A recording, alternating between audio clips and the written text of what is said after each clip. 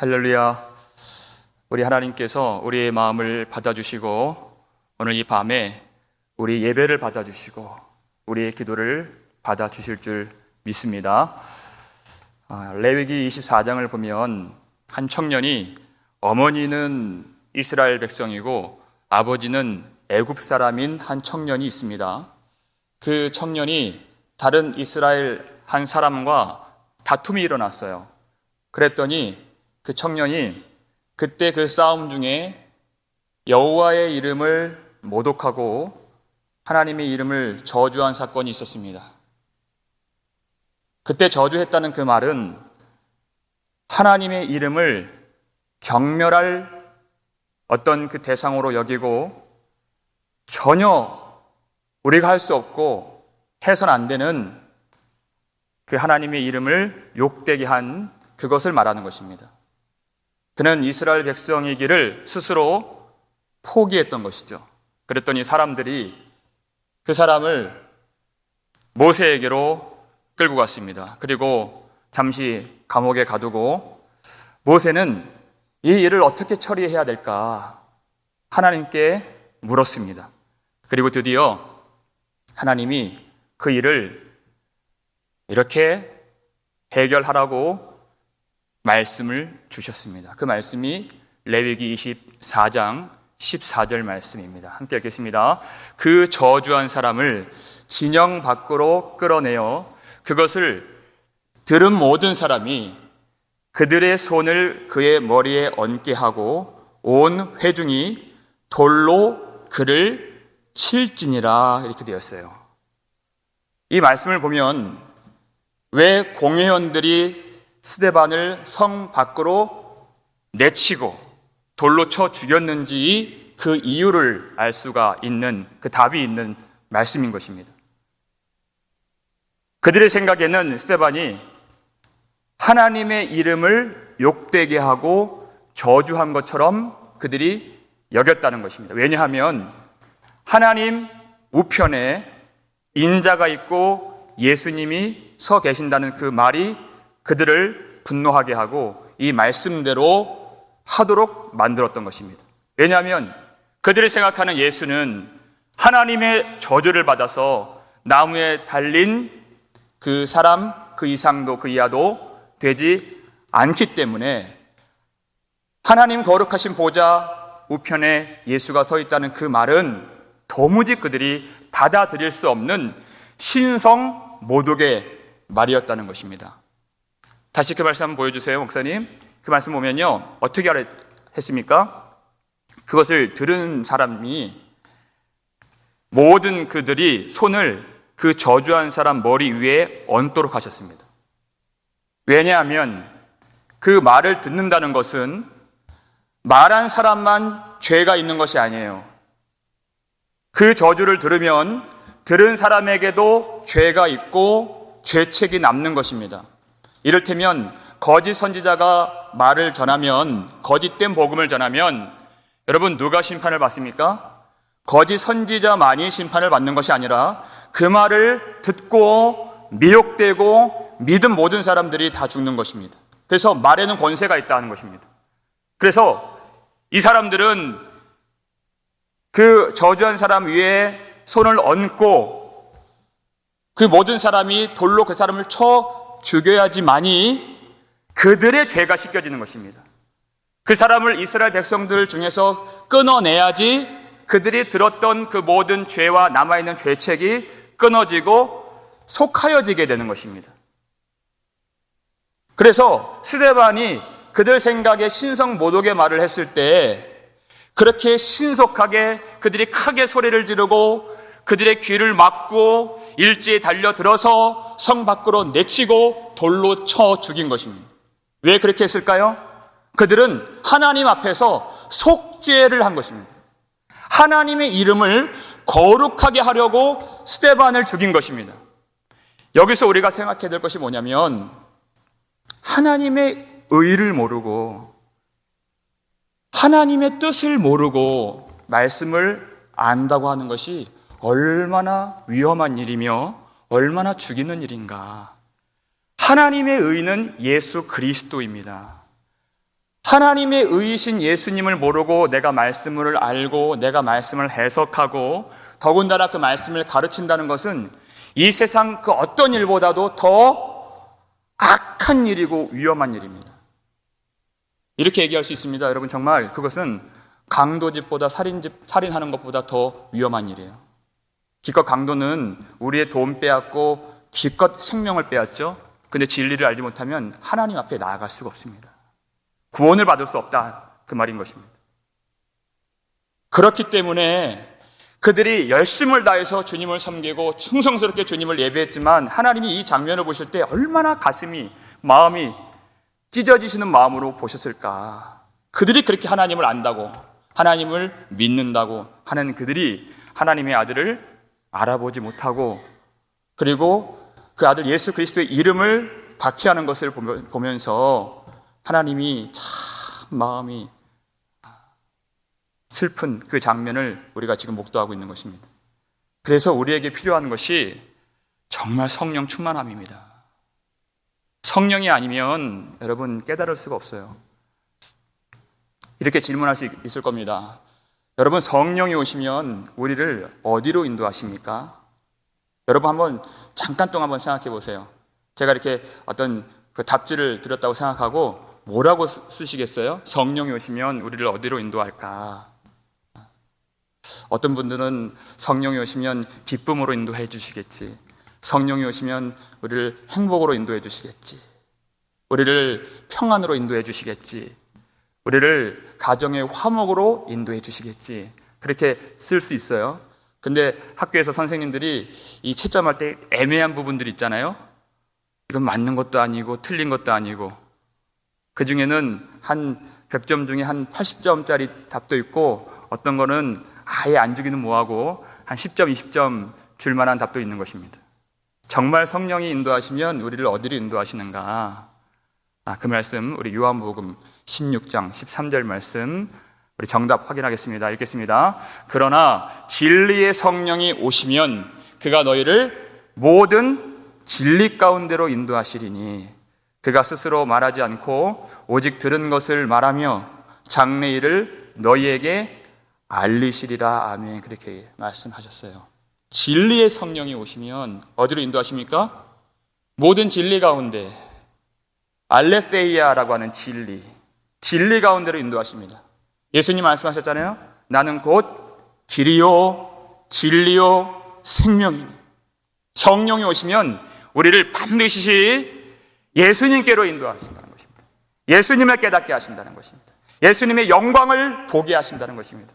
성령이 아니면 사람들이 다 넓은 길로 가고 넓은 문으로 들어가고 세상 길로 가고 그래서 멸망길로 간다는 것입니다.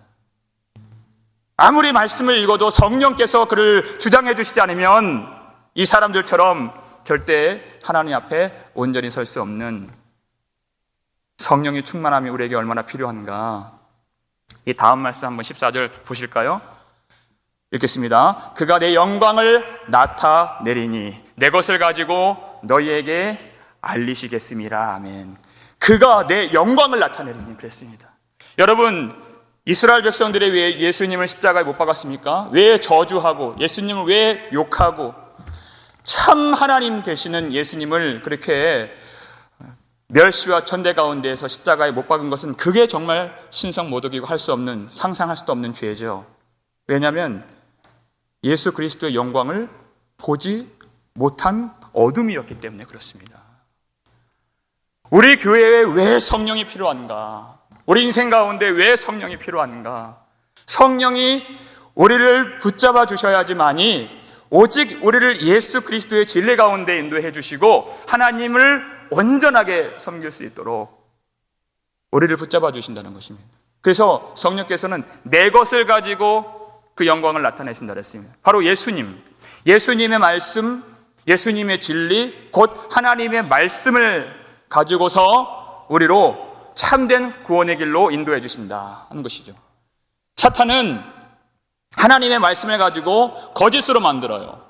하나님의 말씀을 전통으로 만듭니다. 하나님의 말씀을 어떤 규칙으로 만들어서 결국 그 말씀을 버리게 하고 사람들로 구원받지 못하게 만듭니다. 도무지 예수 그리스도의 복음의 광채를 보지 못하도록 사탄이 만든다고 성경이 기록하고 있죠. 하지만 성령이 우리 가운데 임하시면 우리 가운데 참 진리요 생명 되시는 예수 그리스도를 깨닫게 만들어주시고, 그 진리가 무엇인가 우리 마음에 그 성령으로 진리를 담아주셔서 성령 충만한 스데반이 그 환난과 그 고통 가운데서도 끝까지 예수 그리스도의 이름을 선포하며 예수 그리스도의 영광을 바라보면서 주님 앞에 자신의 모든 영혼을 의탁할 수 있는 그 믿음을 갖게 된 것입니다. 성령의 충만함은 여러분, 우리가 죽고 사는 문제인 것입니다. 절대 우리가 거부해서는 안 될, 아주 그것을 가볍게 여겨서는 안 될 너무나도 중요한 그 말씀, 우리가 꼭 구해야 될 그 말씀. 세상은 사단이 공중 권세 잡은 자로서 지금도 활개를 치고 있기 때문에 예수님의 것, 예수님의 진리를, 우리가 예수 그리스도의 복음을 전하면 세상은 마음을 움츠리고 그것을 미워하고 돌을 던지고 핍박하고 우리를 욕하게 되어 있습니다. 그것이 바로 세상이에요. 그런데 우리 하나님은 성령을 통하여서 끝까지 예수 그리스도의 이름을 선포하고 예수 그리스도 이름 때문에 욕을 먹고 예수 그리스도 이름을 전하기 위하여 수고를 하고 예수 그리스도의 이름 때문에 핍박을 받고 박해를 받는 하나님의 백성들을 반드시 구원하시고 반드시 상 주십니다. 이것은 내가 할 수 있는 일이 아니라는 것이에요. 성령이 충만해야 그 사명을 우리가 능히 감당할 수 있는 것입니다. 뿐만 아니라 성령께서는 저와 같이 무지하고 능력이 없는 사람에게도 예수님을 가르쳐 주세요. 예수님을 깨닫게 해주십니다. 더 나아가서 이렇게 끝간데 없이 하나님을 배역했던 이런 사람도 하나님의 도구로 성령께서는 사용해 주신다는 것입니다. 시편 139편 보면은 9절에 그런 말씀이 있어요. 내가 새벽 날개를 치며 바다 끝에 거주할지라도 거기서도 주의 손이 나를 인도하시오. 이렇게 거기서도 주의 의로운 오른손이 나를 붙드시나이다. 얘기했어요. 내가 스올은 지옥 아닙니까? 스올에 여기가 좋사오니 하고서 스올에 내 자리를 펼지라도 거기서도 나를 붙들어 주시는 하나님. 아무리 내가 끝간데 없이 주님을 등지고 도망쳐도 하나님은 거기서도 나를 붙잡아 주시고 나를 인도해 주시고 나를 보호해 주시고 반드시 하나님의 사람 되게 만드시는 그 은혜의 하나님, 능력의 하나님 되신다는 것을 우리가 고백할 수 있는 것입니다. 그 하나님. 그런데 오늘 본문 안에는 그렇게 스올에 자기 자리를 펴고 새벽 날개를 치며 바다 끝에 거주하는 듯한 그런 한 사람이 또한 등장합니다. 58절에 누가 나오죠? 사울이라 하는 청년의 발 앞에 두니라, 이 말씀이 나와요. 이때 사울은 우리가 잘 알고 있는 그 바울입니다. 사울은 히브리식 이름이고 바울은 로마식 이름입니다. 그 사울이 갑자기 왜 여기 등장했을까? 성경 전체에서 바울이 가장 먼저 등장하는 장면이 바로 오늘 본문에 나오는 이 내용입니다. 특별히 성경 기자는 누가죠. 누가는 증인들이 옷을 벗어 사울이라 하는 청년의 발 앞에 두니라, 이런 표현을 썼습니다. 증인들은 사도행전 6장 13절에서 살펴보았던 거짓 증인들, 스데반을 죽이려고 동원된 그 사람들이에요. 그런데 그들이 이제는 증인들이 돌을 치는 것인데, 증인들이 이제 돌을 치려고 옷을 벗어서 그 옷을 사울 앞에 둔 것입니다. 그런데 여기에는 어떤 의미가 담겨 있는 말씀이죠.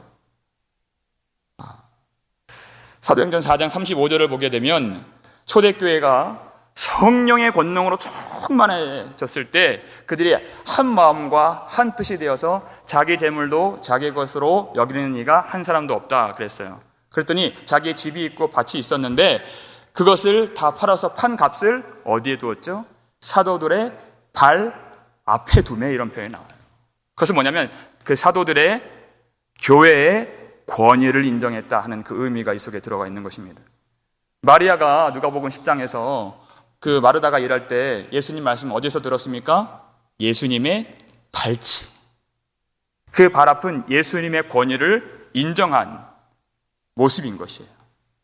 그래서 이때 나오는 이 사울이라고 하는 이 청년은 그저 스데반이 순교하는 장면을 우연히 본 구경꾼이 아니라는 것입니다. 지난번에 얘기했던 그 거짓 교회의 가장 중심에 서 있었던, 가장 선봉장에 있었던 그 거짓 증인들을 동원해서 뒤에서 배후에서 그들을 조정할 수도 있는 영향력을 갖고 힘을 가졌던 사람이 바로 사울이라고 하는 청년이다 하는 것을 가르쳐 주는 것이에요. 스데반이 그렇게 주 예수여 내 영혼을 받아 주옵소서 이런 고백을 할 때에도, 그 긴 하나님 앞에 마지막 그 설교를 드렸을 때에도 이 사울은 마음이 꿈쩍도 하지 않았어요. 마음의 미동도 일어나지 않았습니다. 오늘 본문 바로 다음 절 8장 1절을 보면 이런 말씀 나오죠. 사울은 그가 죽임당함을 마땅히 여기더라. 전혀 그가 죽는 모습에도 마음이 움직이지 않았습니다. 그런 사울이에요. 그런데 여러분, 이 사울이 어떻게 됩니까? 그렇게 예수 그리스도의 복음을 증거하기 위해서 그가 빌립보 감옥에 갇히고 바울과 실라가 한밤중에서 하나님께 기도하고 찬송했던 그 바울과 이 사울이 여러분 같은 인물이라고 상상이 되십니까? 너희 안에 이 마음을 품으라 곧 그리스도 예수의 마음이니, 이 말을 했던 바울이랑 이 사울이랑 어떻게 같은 사람이라고 우리가 여길 수 있겠습니까? 그것이 바로 성령께서 하시는 역사라는 것이에요. 성령이 우리 가운데 임하시면 이렇게 전혀 주의 말씀 가운데 그 돌 같은 마음이 전혀 미동도 없던 그 사람도, 절대 구원받지 못할 것 같은 거짓 교회 선봉장에 서 있던 그 사람도 하나님의 성령이 그 마음을 잡아주시면 그의 인생을 하나님의 택한 그릇으로 사용해 주시고 오직 예수 그리스도의 이름으로 살고 그 이름 때문에 죽게 만드시는 그 은혜의 역사가 성령으로부터 내려진다는 것입니다. 여러분, 이 스데반이 등장하는 이 내용들을 보면 그의 설교를 빼고 수많은 사람들이 다 등장을 해요. 공회원들만 한 70명이 되죠. 의장이 있습니다. 거기 안에 사두개인들, 바리새인들, 장로들, 서기관들이 있습니다. 그리고 스데반을 고발했던 사람들, 그리고 거짓 증인으로 섰던 사람들, 그리고 많은 참관인들, 수많은 사람들이 나와요. 그런데 하나님은 다른 사람의 이름에는 관심이 없습니다. 오직 사울의 이름을 하나님이 기억하셨습니다. 하나님은 그 청년에 대한 계획을 갖고 계셨어요. 우리는 알지 못해요. 어떻게 이런 사람이 할 수 있는, 우리는 지나칠 수밖에 없는 그런 사람, 우리는 미워할 수밖에 없는 그런 사람이지만 하나님은 그 청년에 대한 분명한 계획을 갖고 계시고 뜻을 세워 두셨다는 것입니다.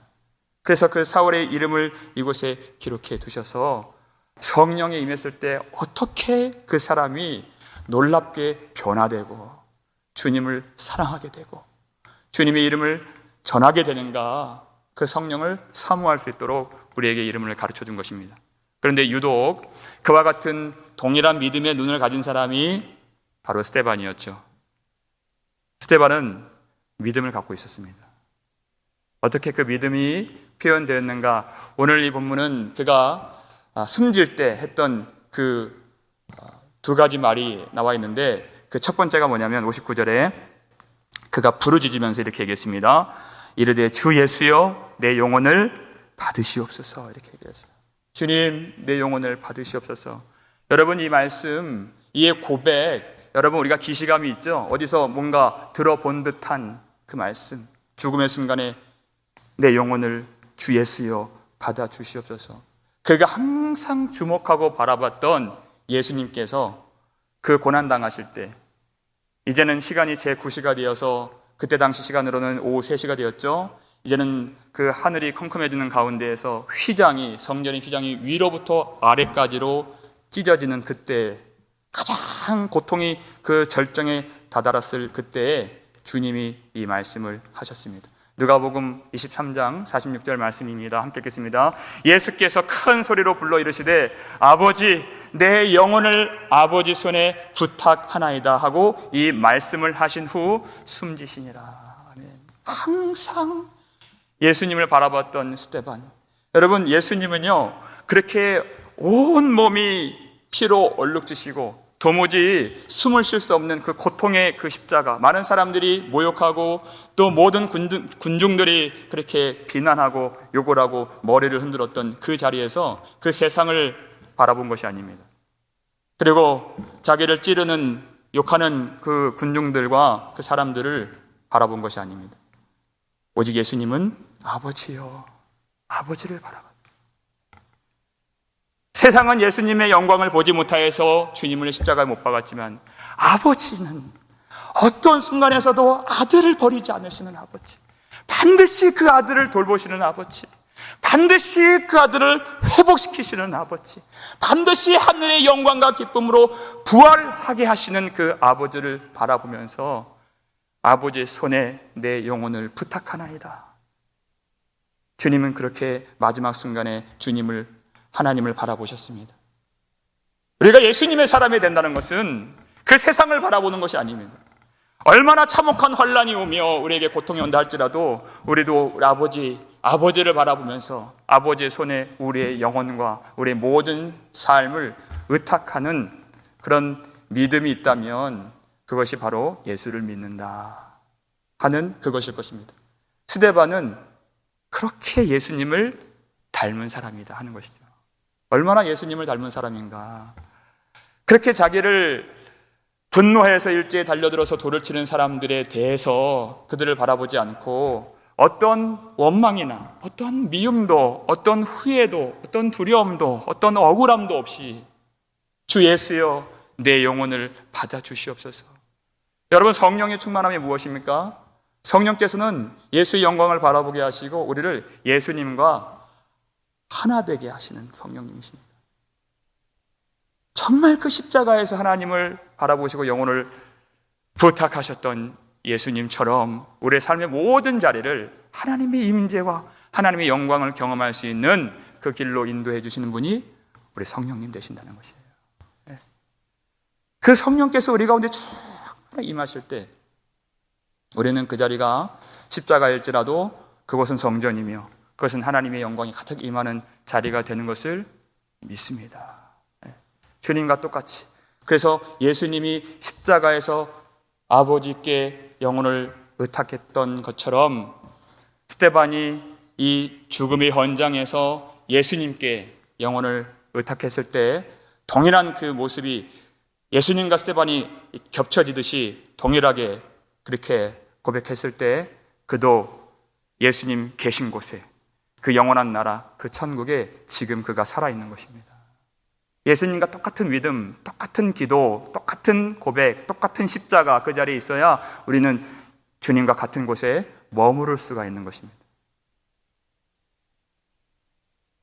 여러분, 성령이 충만하게 임한다는 것, 정말 예수님을 우리가 닮아간다는 것, 이것은 사람이 가질 수 있는 어떠한 복보다 가장 큰 복이요 특권인 줄 믿으시길 바랍니다. 예수님을 닮는다는 것은 세상을 이기는 것입니다.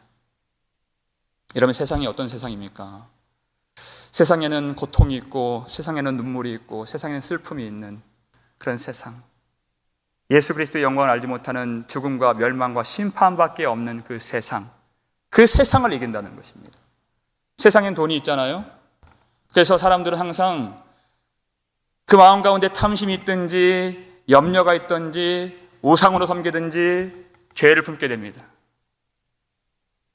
그 죄는 결국 우리를 고통으로 빠뜨리고 그리고 그 죄가 장성해서 사망으로 인도한다고 그랬어요. 얼마나 고통스러운, 얼마나 사람들을 미혹하는 세상인가. 그 세상을 이기는 것이 바로 예수 그리스도 안에 있는 믿음이다. 주님과 닮아가는 것이다 하는 것입니다. 율법을 해석해주는 유대인들의 미시나라고 하는 책이 있습니다. 그 책을 보면 제가 구체적으로 설명은 안 드리겠지만 너무 잔인하기 때문에 거기에는 돌로 쳐 죽임을 당하는 그 형벌이 어떻게 진행되는가를 그들이 이렇게 기록을 해놓았어요. 그걸 보면 간단하게 말씀을 드리면 범죄가 입증이 되면 이제 그 사람이 사형을 당해야 된다 하는 것들이 판결이 떨어지면 그 사람을 성 밖으로 둘러 매칩니다. 그리고 다시 그 등을 땅으로 맞대어서 그렇게 뒤집어 놓은 다음에 첫 번째 증인이 돌로 위에서 아래로 내려 찍는 것이에요. 그래도 죽지 않으면, 죽으면 판결이 끝나지만 죽지 않으면 다시 두 번째 증인이 나와서 그를 돌로 내리치는 것입니다. 그래도 만약 죽지 않으면 나머지 증인들이 다 일제히 달려들어서 그를 죽을 때까지 돌로 치는 것입니다. 그런 상황에서 지금 스데반이 이 말을 하고 있는 것입니다. 특별히 마지막 60절 말씀 함께 읽겠습니다. 무릎을 꿇고 크게 불러 이르되 주여 이 죄를 그들에게 돌리지 마옵소서. 이 말을 하고 자니라. 그런 상황 가운데서 일제히 사람들이 달려들어서 자기를 돌로 치는 그 가운데서 그 돌들이 스데반 안에 있는 그 믿음을 죽이지 못했다는 것입니다. 그 돌들이 예수와 하나가 된 성령 충만한 스데반의 기도를 막지 못했다는 것입니다. 그것이 세상을 이기는 믿음이라는 것입니다. 세상은 예수를 향해, 교회를 향해 돌을 던지지만 무엇이 우리가 세상을 이기는 것입니까? 우리 안에 있는 그 예수님의 기도가 끊어지지 않는 것입니다. 여러분, 이 마지막 60절 이 고백도 얼마나 힘있게 그가 크게 불렀습니까? 전혀 위축이 되지 않습니다. 거침없이 큰 소리로 하나님 앞에 도무지 사람이 할 수 없는 기도죠. 주여 이 죄를 그들에게 돌리지 마옵소서. 여러분, 어떻게 우리가 이 기도를 할 수 있겠습니까? 이것은 우리가 할 수 있는 기도가 아닙니다. 이미 마찬가지로 이 기도는 우리가 어디서 본 듯한 그 기도입니다. 우리 예수님께서 십자가에서 이미 하셨던 그 기도. 누가복음 23장 34절 말씀 함께 읽겠습니다. 이에 예수께서 이르시되 아버지 저들을 사하여 주옵소서. 자기들이 하는 것을 알지 못함이니이다. 자기를 찌르고 죽이고 모욕하는 그 백성들, 도무지 진리를 알지 못하고 도무지 하나님의 의를 깨닫지 못하고 빛을 보지 못하는 그 어둠 가운데 있는 그 백성들, 도무지 예수의 영광을 깨닫지 못하는 우둔한 사람들, 그 사람들 체념하면서 고개를 떨구고 그렇게 포기하셨던 것이 아닙니다. 주님은 하나님 앞에 아버지 저들을 사하여 주시옵소서, 저들을 용서하여 주옵소서, 자기들이 하는 것을 알지 못함이니이다. 어떻게 저 기도하실 수 있을까? 더 놀라운 것은 십자가 그 현장에서 하나님이 이 기도를 응답해 주셨다는 것이에요. 그 모든 로마 군인들, 예수님을 못 박고 조롱하고 옷을 뺏고 그렇게 예수님을 쳤던 그 로마 군인들을 호령했던, 진두 지휘했던, 배후에서 그들을 지휘했던 로마 백부장, 그가 예수님의 이 기도 가운데에서 저 사람은 진실로 하나님의 아들이구나, 하나님의 의로운 자이구나 하는 그 고백이 터지게 나오게 되었어요. 하나님은 분명히 그 기도를 들으신다는 것입니다. 의인의 간구는 역사하는 힘이 큼이라 하지만 예수님의 기도가 왜 땅에 떨어지겠습니까? 우리는 볼 수 없어요. 이 중에 누가 구원을 받을 수 있을까? 이 거짓 교회로 가득한 이 세상에서 누가 과연 그들이 살 수 있을까? 주님은 보셨다는 것이에요. 그것을 주님은 아셨습니다. 그래서 하나님께 하나님 저들을 사하여 주시옵소서. 심지어 저 바다 끝에 새벽 날개를 치며 거주했던 우리까지도 주님이 용서해 주시고 구원으로 불러주시는 그 놀라운 구원의 역사가 예수님 십자가 기도 가운데 다 이루어지게 된 것입니다. 그 기도를 스데반이 똑같이 하게 된 것입니다. 예수를 닮는 것이 무엇인가? 세상이 할 수 없는 기도, 세상을 이기는 믿음, 바로 예수님과 똑같은 성령 충만한 스데반이 이 기도를 드렸을 때, 여러분, 누가 여기서 구원받는 사람이 나올 거라고, 그리고 그렇게 능력 있게 쓰임받는 사람이 나올 거라고 상상이나 할 수 있겠습니까? 스데반은 그 믿음의 눈이 있었습니다. 물론 그가 사울이라고 하는 이 청년이 구원받을 거야, 그렇게 그걸 알았던 것은 아니죠. 하지만 믿음의 눈이 있다는 것은 언제 하나님이 어떻게 누구를 어떤 방법으로 역사하실지는 모르지만 하나님을 보는 믿음의 눈이 있었다는 것입니다. 하나님을 아는 믿음의 눈이 있었다는 것입니다. 하나님은 다 아신다는 믿음이 있었다는 것입니다. 하나님은 다 하실 수 있다는 믿음의 눈이 있었다는 것이에요. 하나님은 능치 못하실 일이 전혀 없으신 아버지 되심을 믿는 믿음이 있었다는 것입니다. 하나님의 약속을 믿으시고, 하나님의 신실하심을 믿으시고, 하나님의 오래 참으심을 믿으시고, 하나님의 자비와 은혜와 사랑을 믿는 믿음의 눈이 그에게 있었어요. 그랬더니 그 돌이 날아오는 그 순간에, 죽을 때까지 돌로 치는 그 순간에도 힘을 잃지 않고 담대함을 잃지 않고 그가 크게 부르면서 이 죄를 그들에게 돌리지 마옵소서. 여러분, 이 기도는 내가 부르짖는 것이 아닙니다.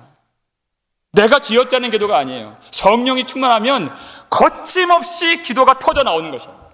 하나님이 그 기도를 하게 하시는 것이에요. 왜? 우리의 말이 아니기 때문에 그래요. 우리의 마음에서 나온 것이 아니라 하늘 위로부터 주신 말씀이기 때문에 그래요. 하나님이 주신 믿음이기 때문에 그런 것입니다. 그래서 기도가 터져 나오고 크게 불러 이르되 이 기도를 할 수 있었던 것입니다. 우리가 갖고 있는 이 복음의 진리를 세상에서 거절당하고 같은 믿는 사람들이나 어떤 교회가, 어떤 교단이, 또 같은 교단이지만 같은 생각을 갖지 못한 그런 사람들 만나면 참 비난하고 손가락질하면서 어떻게 저걸 알지 못하는가, 어떻게 저러고도 그렇게 복음을 믿는다고 할 수 있나, 참 어리석고 참 한심하고 참 말도 되지 않는다, 우리는 그렇게 생각할 때가 많이 있습니다. 그리고 논쟁하고 또 댓글 달고 우리 그렇게 할 때 많이 있어요. 그런데 기도는 많이 안 합니다. 그것은 주님이 주신 마음은 아니에요. 주님은 우리 그렇게 판단하라고, 그렇게 싸우라고, 그렇게 논쟁하라고 주신 믿음이 아닌 것입니다. 주님이 주시는 마음이 무엇이냐? 도무지 구원받을 수 없을 것 같은 이 사람들 보십시오. 이 사람들 이단입니다. 하나님의 의를 모르고 예수 그리스도를 부인하는 이단들이에요. 그럼에도 불구하고 스데반에게 주신 마음이 뭐냐면, 하나님, 저들 가운데에서 하나님을 아는 자들이 나오게 해주시옵소서. 저들 가운데에서 누구인지는 모르지만, 어떤 방법인지는 알 수 없지만 하나님의 뜻이 이루어질 수 있도록 주님 역사해 주시옵소서. 이 죄를 저들에게 돌리지 마옵시고 하나님, 내 영혼도 받아주신 것처럼. 여러분, 내 영혼이 어떤 영혼입니까? 도무지 주님 앞에 내가 받아들여질 수 없는 그 영혼이에요. 내가 거짓된 영혼이었고, 내가 거짓된 마음이었고, 내가 진리를 알지 못했던 그런 부패한 심령이었습니다. 내가 바로 돌 같은 마음이었습니다. 하지만 내 영혼을 받아 주옵소서라고 기도할 수 있었던 믿음이라면, 나까지도, 세상 가장 끝에 있었던 나까지도 하나님이 받아주시는 하나님이시라면 저 사람도 받아 주옵소서. 거기까지 가야 우리가 내가 진짜 믿음 가졌다 말할 수 있는 것입니다. 그저 논쟁하고 판단하고 배척하고 내가 돌을 들면 주님이 정말 주시는 그 믿음, 그 마음 아닐 수 있는 것이에요. 어떨 때는 우리가 이 첨예하게 이 복음을 지킬 때가 있지만 결국 그 모든 수고 뒤에는 이 기도가 있어야 하는 것입니다. 하나님, 저 영혼, 하나님, 저 목사님, 하나님, 저 교수님, 하나님, 저 교회, 주님께로 돌이켜 주시옵소서.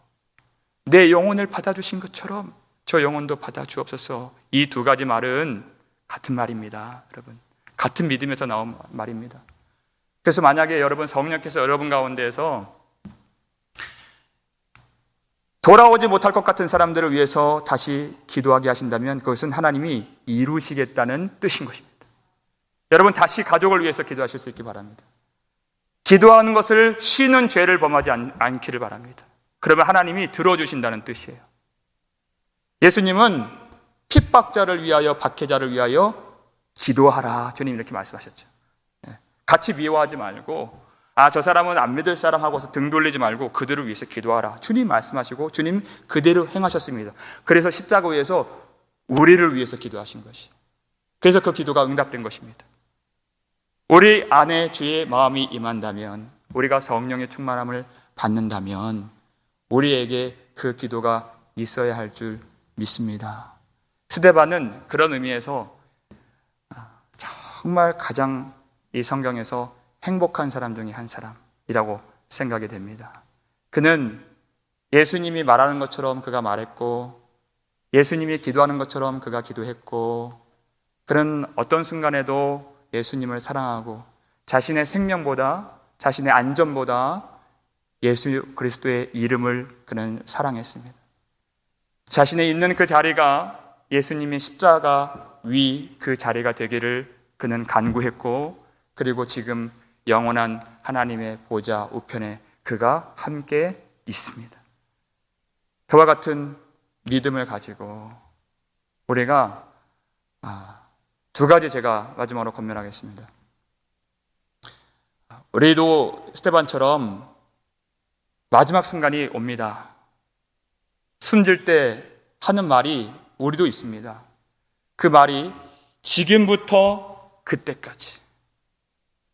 스데반처럼 우리도 예수님처럼 말하고 예수님처럼 기도하고 나의 생명보다 예수님을 사랑하고 나의 모든 자리가 예수님 십자가 위가 되길 바라고 또 그렇게 되어서 결국 하나님 나라에 넉넉히 들어가 구원받는 여러분 되시기를 주의 이름으로 축원합니다. 두 번째, 마지막으로 그렇게 하는 동안에 도무지 구원받지 못할 것 같은 사람들, 도무지 예수 그리스도를 인정하지 않을 것 같은 내 친척들, 내 가족들, 내 자식들, 그들이 하나님의 계획하심 안에서 우리가 성령 충만하여서 계속 기도할 때 상상하지도 못했던 그 놀라운 성령의 역사와 구원의 역사와 그 회복의 역사와 그 부흥의 역사가 일어나서 측량할 수도 없는 하나님의 권능과 지혜와 능력과 사랑이 우리 가정 가운데 그리고 이 땅 가운데 충만하게 나타나기를 우리 주의 이름으로 축원합니다.